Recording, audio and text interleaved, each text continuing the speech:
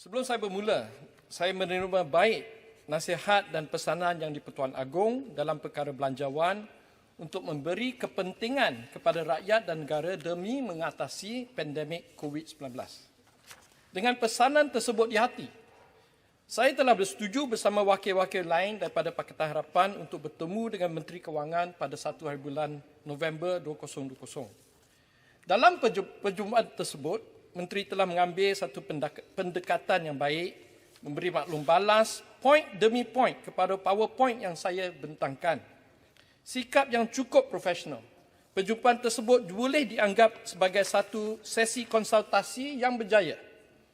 Namun demikian, selepas itu, Pakatan Harapan tidak menerima apa-apa feedback lanjutan dari Menteri, tak ada follow-up meeting, dan yang mengecewakan adalah pada ucapan pembentangan belanjawan pada 6 hari bulan November, Menteri tidak rujuk langsung secara terus kepada 6 cadangan-cadangan utama Pakatan Harapan. Saya risau, sejarah akan mencatatkan perjumpaan konsultasi tersebut yang cukup luar biasa, ya, sebagai satu dengan izin public relations exercise. Dalam ucapan ini, saya akan memberi pandangan-pandangan yang lain, khususnya tentang politik belanjawan. Kedua, status pandemik COVID-19. Dan ketiga, berapa komen tentang tinjauan dan cadangan saya untuk fiskal. Belanjawan 2021 sepatutnya merupakan belanjawan yang luar biasa, iaitu belanjawan terbesar, 322.5 bilion. Belanjawan mengembang khas untuk mengatasi, matlamat utama, mengatasi pandemik COVID-19. Dengan izin, the largest ever expansionary budget to fight COVID-19. Belanjawan yang dibentangkan oleh Menteri Kewangan jelas terpesong daripada matlamat utama ini. Ia lebih merupakan satu belanjawan mengembang biasa yang ada agenda politik seperti peruntukan besar untuk jasa dan PEKT. Saya risau, keadaan politik yang rumit kini akan berterusan sekiranya belanjawan ini diluluskan tanpa pindaan-pindaan yang munasabah. Bermula dengan langkah Sheraton, negara kita sekarang menyaksikan arena politik yang kucar-kacir, di mana ada pembangkang yang sebenarnya menyokong kerajaan dan ada pula ahli parlimen kerajaan yang menyokong pembangkang. Dalam konteks inilah, perbahasan belanjawan 2021 telah menjadi satu medan perang politik. Datuk Speaker sendiri, bukan Datuk Speaker inilah, ya, ini baik, okay, telah memberi tafsiran yang tak betul dengan mengatakan bahawa pihak pembangkang tidak boleh mengusulkan undi tidak percaya tanpa kebenaran daripada Menteri Undang-Undang dan pihak kerajaan. Procedurally, dia correct. Tapi in the spirit of the Constitution, memang salah. Ramai di kalangan kita tidak bersetuju dengan pandangan ini, ya, termasuk ahli parlimen senior yang berhormat Gua Musang.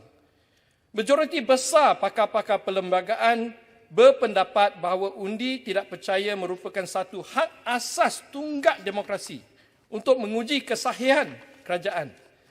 Kerajaan yang terus berkuasa tanpa majoriti bukanlah pemerintah yang demokratik. Apalagi kerajaan yang bermula kuasa melalui pintu belakang.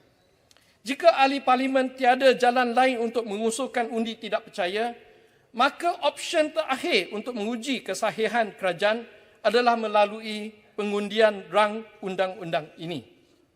Jadi, apakah penyelesaian untuk kebuntuan isu politik dan belanjawan ini? Jika pihak speaker dan kerajaan bersetuju untuk membenarkan masa separuh hari kepada pembangkang untuk usul private members setiap minggu parlimen bersidang, seperti yang diamalkan di Parlimen United Kingdom, di mana kita diberi jaminan peluang untuk membawa usul-usul private members, termasuk usul undi tidak percaya, maka perkara ini boleh selesai secara aman. Perbahasan belanjawan ini akan berhenti menjadi medan perang politik dan kembali kepada asasnya sebagai perkara mengenai kewangan tahunan negara. Datuk Speaker, izinkan saya beralih fokus kepada konteks pandemik COVID-19 dalam belanjawan ini. Seperti yang dinyatakan sebelum ini, belanjawan yang mengembang ini sepatutnya bertujuan utama untuk mengatasi pandemik COVID-19.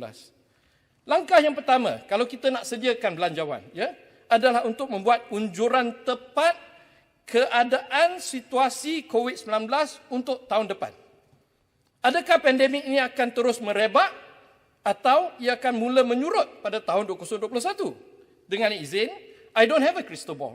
Tetapi kebanyakan pakar kesihatan awam, pakar ekonomi, pakar-pakar dasar lebih kurang meramalkan senario seperti berikut untuk tahun 2021. Pertama, 2 hari yang lalu kami telah melihat sebuah berita terbaik mengenai vaksin Pfizer-BioNTech. Ianya didapati efektif pada tahap 90%. Tetapi vaksin ini masih belum diluluskan dengan sepenuhnya. Mengikut WHO, terdapat 170 pasukan di seluruh dunia yang cuba menghasilkan vaksin COVID-19. Dari ini, 11 pasukan termasuk Pfizer-BioNTech adalah berada pada tahap testing biru ataupun fasa ketiga sebelum kelulusan penuh. Pasukan Oxford, pasukan Moderna dan pasukan Sinopharm adalah di antara pasukan yang paling terdepan dalam inisiatif ini. Banyak pakar kesihatan membuat ramalan bahawa vaksin Pfizer-BioNTech ini akan diluluskan di pertengahan bulan depan dengan izin approved just before Christmas. Tetapi vaksin ini memerlukan storage minus 80 degree Celsius. Ini akan cukup merumitkan penyimpanan vaksin ini, pengedarannya susah dan kerja inokulasi itu memang impossible. Lagipun, syarikat Pfizer ini tidak ada kapasiti untuk menghilangkan berbilion-bilion vaksin yang diperlukan oleh sedunia. Sebagai bandingan, kumpulan Sinopharm dari negara China yang sedang membuat ujian besar-besaran di Brazil dan Indonesia hanya mempunyai kapasiti mengeluarkan 1 bilion vaksin tahun depan.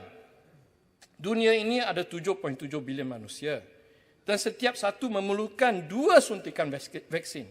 Oleh demikian, walaupun berapa vaksin diramal akan mendapat kelulusan tahun depan, isu berapa banyak vaksin yang boleh dikilangkan, isu supply and demand, isu negara mana yang akan dapat vaksin terdahulu, isu harga, isu kewangan, isu pengedaran dan isu kerja inokulasi adalah cabaran-cabaran logistik dan kewangan yang sangat hebat dan perlu diatasi.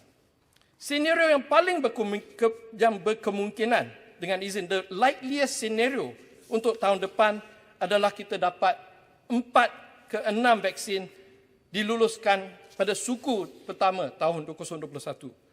Proses penghasilan, perolehan, pengedaran, kerja inokulasi akan mengambil sekurang-kurangnya 6 bulan selepas itu, iaitu sampai ke hujung suku ketiga 2021.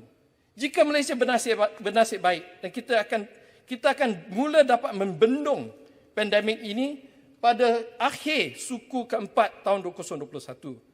Dari situ kita akan mula melihat aktiviti sosial dan ekonomi berpulih ke normal.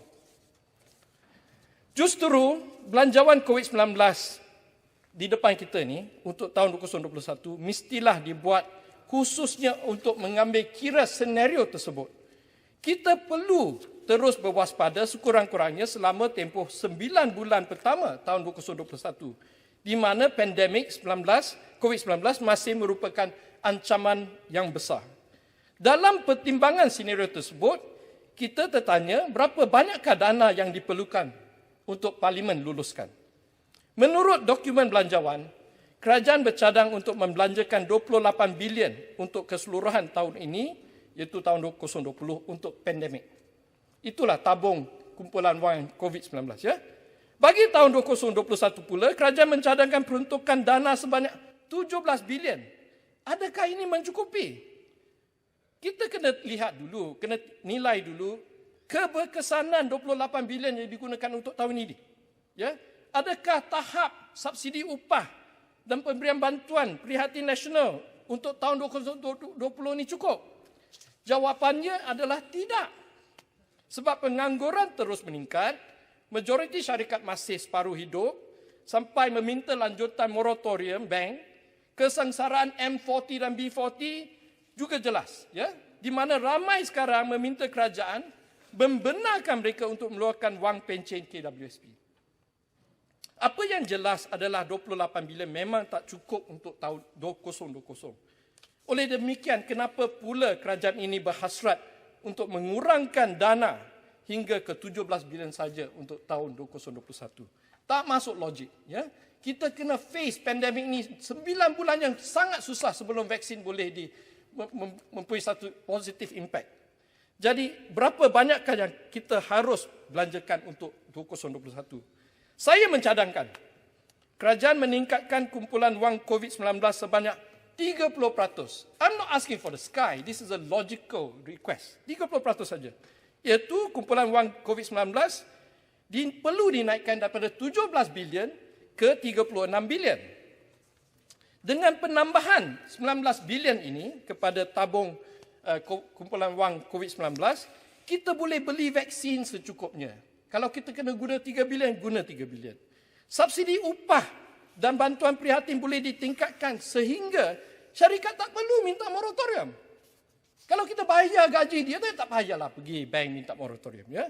Dan rakyat tak perlu terdesak sampai mengeluarkan wang pencen KWSP. Kalau bantuan prihatin ini cukup, why do they need to go to KWSP dan ambil keluar pencen dia? Ya? Dan dengan penambahan 19 bilion ini, Malaysia boleh melakukan mass testing seperti yang diamalkan oleh negara China, Hong Kong dan Slovakia. Kalau kita membuat 3 juta ujian sehari, ke semua penduduk Malaysia akan dapat diuji dalam tempoh 10 hari saja. Ini akan membenarkan Malaysia untuk menekan satu reset button kepada ekonomi kita. Kalau kos ini adalah 3 bilion, ia adalah kos yang cukup berbaloi. Sebab setiap minggu kita hilang 4 sampai 5 bilion pendapatan. Dari manakah kita akan dapatkan wang ini? Ya, orang kata you boleh cakap lah, nak minta banyak. Dari mana? Parlimen ini senang boleh mengurangkan perbelanjaan pembangunan DVEX di dalam belanjawan ini. Iaitu pada tahap 71 bilion, boleh dikurangkan ke 50 bilion campur 2 bilion contingency. Di mana 19 bilion ini dipindah ke kumpulan wang COVID-19. Datuk Speaker, pada kebiasaannya belanjawan pembangunan adalah pada tahap 50 bilion saja. Kita semua tahu bahawa DVEX spending adalah sesuatu yang bakal memberi manfaat economic multiplier kepada rakyat. Tetapi the history has shown in Malaysia, sekiranya DVEX ini dilakukan secara korup, dilakukan tanpa open tender, maka manfaat ini akan lebih menguntungkan kroni-kroni politik.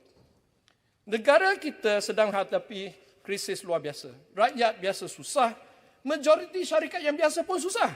Kenapa pula kerajaan ini memberi kepentingan kepada perbelanjaan DVEX yang lebih memanfaatkan kroni sampai ke 71 bilion? Oleh demikian, saya mintalah daripada sebelah sana juga, semua ahli parlimen di dalam Dewan ini, tak payah kita buat moratorium, tak payah kita berdebat tentang isu KWSP, sokong cadangan saya, transfer 19 bilion daripada development expenditure ni masuk ke tabung COVID-19. Ya? Dengan itu kita boleh selesaikan semua perkara. Di samping itu, Datuk Speaker, saya juga ingin meluahkan kekecewaan saya pada Menteri Kewangan kerana telah menggunakan dengan izin creative fiscal projection untuk mengelirukan Dewan Yang Mulia ini dengan membuat unjuran hasil kerajaan yang terlalu optimistik. Unjuran cukai pendapatan korporat dan individu adalah terlalu tinggi. Pada perkiraan saya, unjuran lebihan adalah sebanyak 25 bilion, iaitu lebihan 15 bilion dari cukai korporat dan lebihan 10 bilion daripada cukai individu. Ini harus dibetulkan. Saya tiada halangan sekiranya dana 25 bilion ini diperolehi melalui terbitan bond dan sukuk. Saya tidak ada masalah langsung dengan perbelanjaan yang mengembang expansionary budget yang dibiayai melalui sukuk dan bond untuk tahun 2021. Tetapi janganlah dengan izin insult our intelligence dengan unjuran hasil yang tidak realistik. Akhir sekali saya nak tegur sedikit ucapan bajet menteri yang pada keseluruhannya tidak berbunyi inklusif. Saya tidak setuju apabila Menteri Kewangan, seorang profesional teknokrat dan bukannya seorang politik, membentang belanjawan yang membahagikan rakyat berdasar kaum masing-masing. Ucapan belanjawan menteri memang tidak sesuai bagi sebuah negara yang berbilang kaum yang sedang menghadapi cabaran luar biasa pandemik COVID-19. Virus COVID-19 ini tidak memilih mangsanya berdasarkan kaum. Oleh itu, belanjawan khas 2021 untuk mencegah COVID-19 tidak patut diucapkan dalam kerangka perkauman. Dengan itu, masa saya sudah habis, Datuk Speaker, saya menerima nasihat baik yang di-Pertuan Agong dan saya akan menyokong belanjawan sekiranya kerajaan memenuhi 3 syarat. Pertama, masa Private Members Bill dijaminkan supaya usul tidak percaya boleh dilakukan untuk mempertahankan perlembagaan kita. Nombor 2, pembetulan dilakukan segera terhadap unjuran hasil corporate income tax dan individu. Dan nombor 3, pemindahan peruntukan 19 bilion daripada perbelanjaan pembangunan kepada kumpulan wang COVID-19. Terima kasih.